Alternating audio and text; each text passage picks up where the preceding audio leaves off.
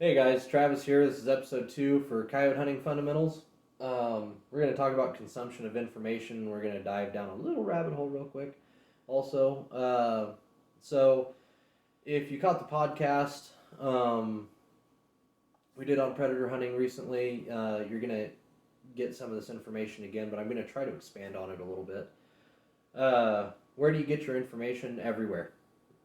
That's realistically any information you can get on uh, whatever you're hunting is useful information. When I was going mountain lion hunting from a young age, 7, 8, or 9, I decided I was gonna take a mountain lion, and I consumed all the information that I could, just National Geographic, anything you can, and because you want to learn their habits and what's in their nature and what they're likely to do. So get information anywhere you can. To be a little more specific and helpful, on Instagram, the two best sources of information for me personally have been Steven Kreiner, the dog soldier, and Mark Kaiser. Mark Kaiser more so than Steve. Steve makes excellent calls, teaches you how to use them, and he is a phenomenal coyote hunter. But he has pretty blatantly said that he won't hunt a high pressure area, and for some of us that's not in the cards. He had a one of his followers ask him in a Q&A session, hey, how do you hunt a high pressure area? And he says, you don't, you go somewhere else. Well, I don't have that option. A lot of other guys don't either. I have this land that's close enough to hunt, and that's what I get. So take what you can away from Steve. He is, like I said, he is excellent. He thoroughly knows what he's doing. So you can definitely get some good information from him.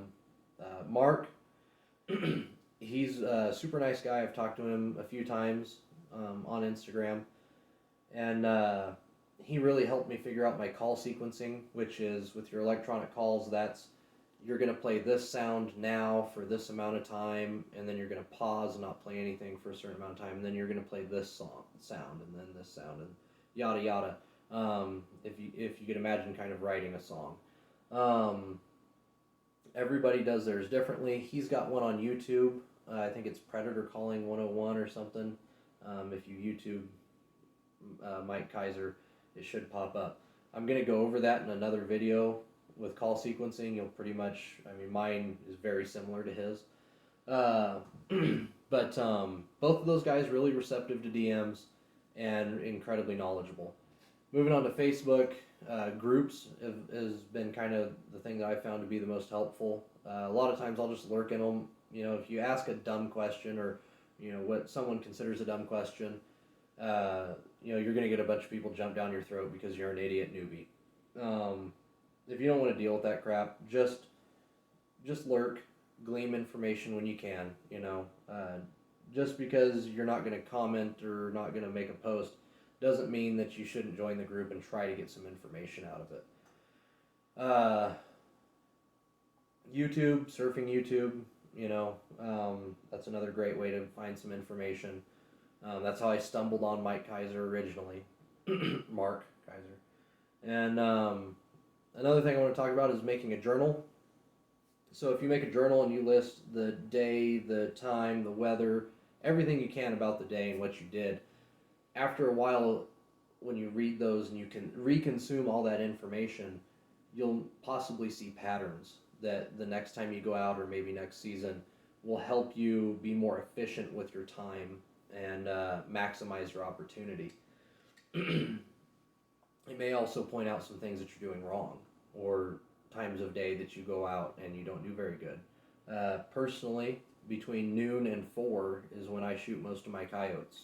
That a lot of guys will hear that and I only shoot them in the morning or the evening, or I shoot all mine at night. Well, not the same for everybody. And I learned that through journaling. Another thing I want to talk about is realistic expectations. We can watch these YouTube videos where these guys are, they're dropping 120 dogs in 60 seconds or whatever they want to title the video. And they're cool to watch. I like watching them.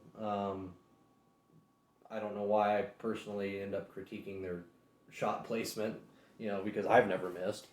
Um, but realistic expectations, I might go out 5 or 6 days and not even see a coyote. I don't hunt this virgin private land or anything. I hunt high traffic public land and high traffic private land. And so be prepared that you're not always going to get dogs. Last thing I want to talk about is what people say, and what I mean by that is when you're going out to talk to landowners or just some local that or around the area, and they make it sound like they're just beating coyotes away with sticks. There's just so many of them. Then you go out hunting for several days and you don't see anything. That's not necessarily something you're doing wrong. Odds are they spend much of their time out there, so their odds of seeing one weekly is severely increased. So whenever somebody tells me like, oh, we see 5 dogs a week, I cut that down to like 3, maybe even 2. You might be seeing the same dog running a path, you might be seeing him multiple times. So don't let, I guess, people get you too amped up, and then you get out there and the spot kind of sucks. Beyond that, that's the end for this video, and we're going to make another one in a couple days. See ya.